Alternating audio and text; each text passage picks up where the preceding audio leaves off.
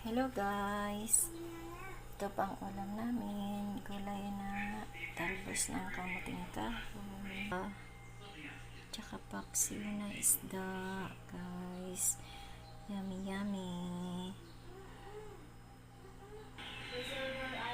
Kain po tayo.